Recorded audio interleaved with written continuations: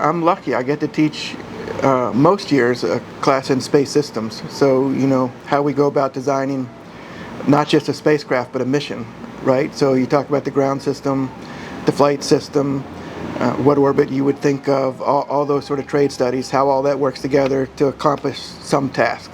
And then in the fall, often I get electricity and magnetism, or I've taught signals and systems. It varies. And once in a great while, I get to teach a course called aeronomy, which is basically the science of the Earth's upper atmosphere. Which doesn't sound like it fits in electrical engineering, but the ionosphere certainly does, because it's basically an atmosphere with a current running through it. So I enjoy that. I don't get to do it very often, but I'll get to do it this year, so I'm excited. I did my undergrad here and was an engineer for a while, but I found I fit in better in the physics department. I was more of a scientist, so I graduated in physics. And I was very lucky. I had a summer job. It was a co-op job too, so I spent a couple semesters there at Naval Research Lab. I actually had that before I got to Virginia Tech. I was extremely lucky. So that was how I discovered atmospheric science, and that was how I knew that I was more of a physicist than an engineer. And because I did all that, it took 6 years to graduate instead of 4, because I went back and forth and I changed majors and all that.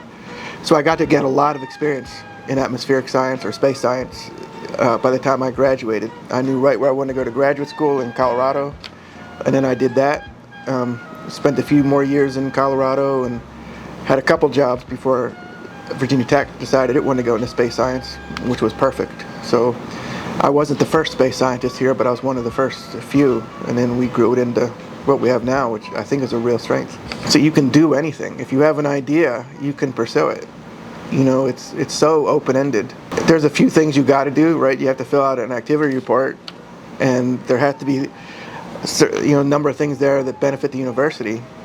But if you got a few extra that benefit a smaller group of students, but it's a pet project, that's going to be welcomed. Have an idea for research that might sound crazy, but if you have other things that are funded and you spend some of your time doing something that's a crazy idea, you can do it. It's the flexibility. It's the I just feel like you can do anything. And when you're in a university like this, where there's so many people with such broad knowledge on every topic, there's nothing I could ever wonder about where I couldn't find somebody I could go talk to about it. That's just such a cool feeling.